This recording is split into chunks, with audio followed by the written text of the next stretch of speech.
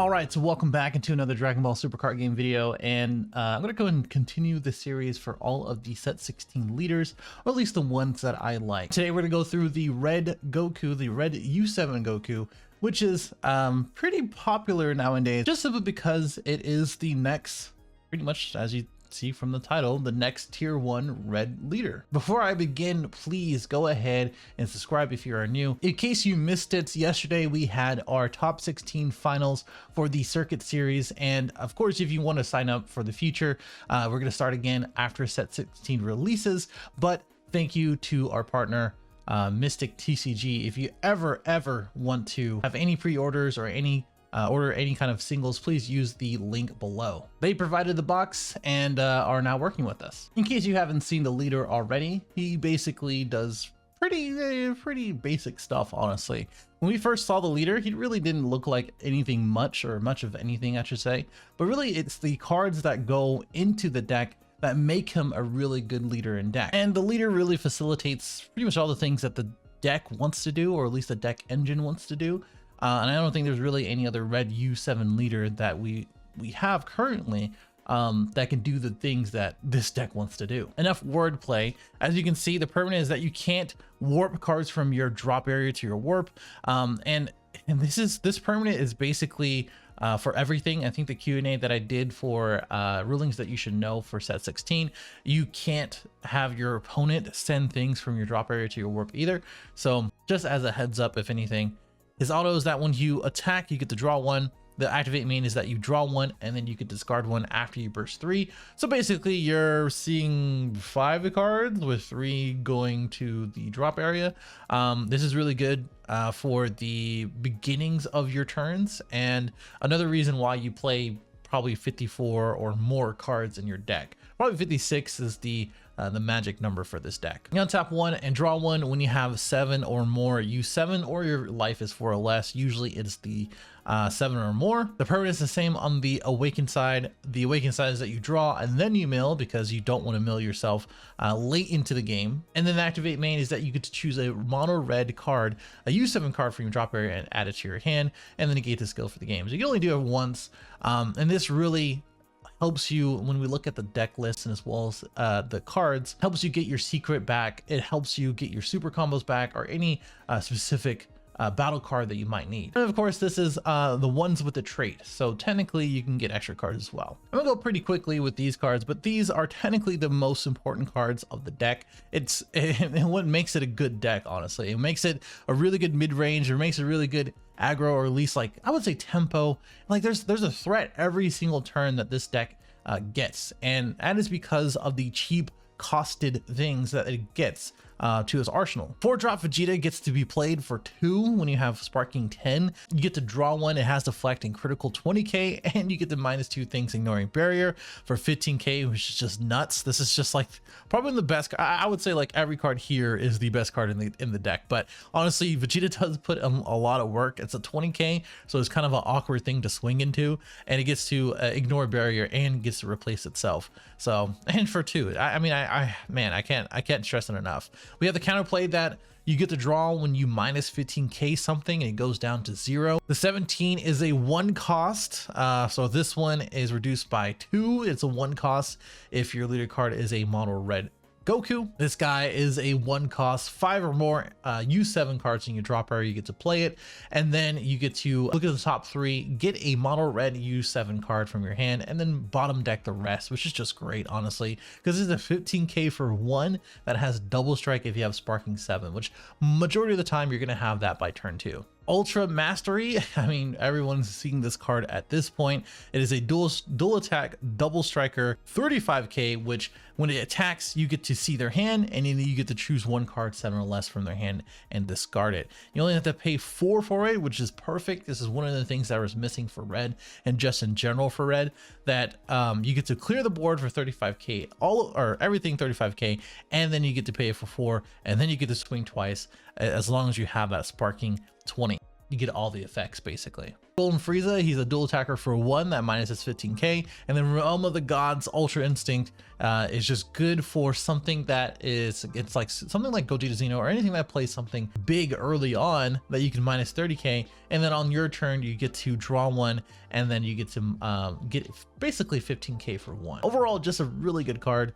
You don't have to play this at 4. Obviously, you can play it at 1 or 2. Then we have the lesser good cards. I really don't like this Unison simply because even though you get the Empower 2, if you're going to pay 2 for Unison, you might as well pay for Piccolo. And again, that's probably Red's best Unison at this point because it does so much. It draws and does everything. This guy, you get to draw 1 when you burst, and it has 4 or more markers. So you're replacing a Unison that's already better than it is, or than this is. The -4 is okay because you get to have a 20k triple attacker, and it doesn't work in starter deck for Vegeta because you have to have something that doesn't have any keywords. That is, it's a good replacement if you do have it and you don't have any Piccolos. Again, something that I tested, Android 17, basically when you burst, you get to play it on the field. So it's basically a free 0/5, and it is another U7 target if you need that on the field.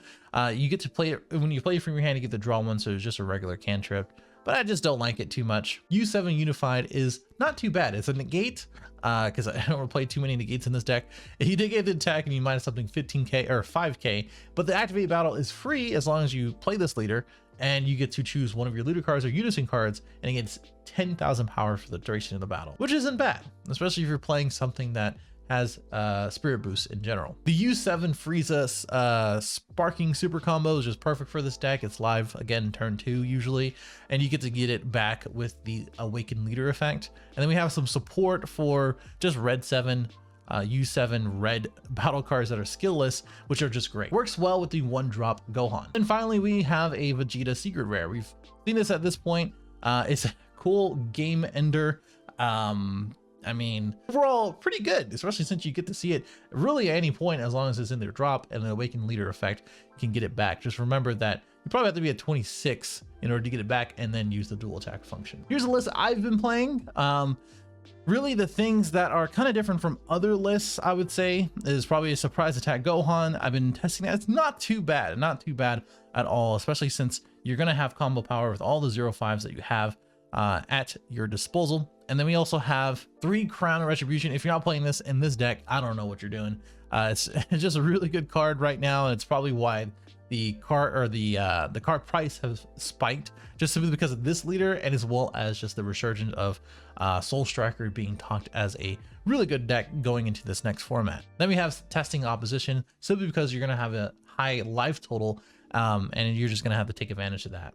We are Universe 7. People are probably gonna flame me for this one, but honestly, I mean, you get to see pretty much everything in your deck because when you Universe 7, you get to choose a 4 energy cost of 4 or less from your deck, and then any U7 card that has a tag from your drop area. So your leader drops everything. You get to play this for 1, and you get to replace itself as long as you get it, or as long as it's 4 or less. So basically everything but your 8-drop, your secret, and your Unisons. I mean, the miscellaneous things like New Ruler and as well as Crown, obviously you're not gonna get those back, but really everything else, including your super combos, including anything else like the Vegeta and as well as the Android 17, you can get back, and as well as the Goku. So I don't see any downside to this card other than it being an extra card, and it can be dead in a combo step. So that's why it's at 3. That's why you want to open with 1, and that's why you want to use it, and that's why you want to fix your hand as you go. But usually this deck hasn't really had too many bad hands, honestly. Koizukai is really good because you can't warp, but you can remove it from the game. I tried it at 3, probably a little too excessive, but I think Koizukai is great because you get to pitch anything from your hand, and this includes that. And then Divine Presence, kind of a staple in red, and as well as U7 decks at this point. And that's why we play the 2 Goku. I don't play the 1-drop just simply because every single time I play that 1-drop U7 Gohan, I love the card, I've just decked myself out every single time. So I just don't like doing that. Android 17 does that, and as well as the deck in general just draws a good amount anyway. Moving on to other cards, just like I said, the one drop I kind of already explained. Same thing for the U7 Android 18 as well as the 17. They both kind of do the same when you combo. I think these are good cards if you really want to lean towards Divine Presence, and as well as the Skillless package. You can even play something like Nimbus Master, and as well as just filtering out through your deck. Just don't deck out, that's what I would say. I don't play Yamcha, but you very well could. You can play this at 60, 59, 58, and add like 2 or 3 Yamchas and you'd be perfectly fine. I just didn't want to go too high on the deck count. Topo is getting less and less played, but I can see it being played. I think Violent Rays is probably a better sideboard deck card, if anything. Path of Power is also kind of an interesting one because you get to pay 2. Your leader's a Saiyan, and you're gonna have 2 or more energy, and as well as the 2 or more skills battle cards. So I mean, you're gonna see that if you build a deck around that. And then Pan, because you play so many battle cards up until about turn 3, is perfect. Speaking of turns, we do have the U7. That's the only issue with not playing Gohan. Your turn 1 kind of becomes use leader effect, or U7, we are U7, or just pass. So which isn't that bad. You just fix your hand and then you play into your battle cards turn 2, which Android 17 you play for 1, Golden Frieza you play for 1. So if they play something, you use this. If you want to search something, you use this, and as well as the Unison is great if you go first. Turn 3 and beyond, we have the Vegeta, we have the New Ruler if you did play the Unison, and then of course the Ultra Mastery. It's pretty straightforward deck. You don't really do too many crazy things. I had some ideas as far as how to counter the deck as well, like the pros and cons, but I think it's going to be a kind of a separate video as far as sideboard cards, and as well as what to look for in the Fest and what's sideboard in the Fest. If you do want to see that, let me know. I do believe Espira already did a video on that. I don't know if he ever mentioned the 1-drop Toa or even Deborah, both really good black cards that go against this deck. But those are the type of things I would talk about. Let me know what you think in the comments below, and like, dislike, all the other stuff. I'll see you.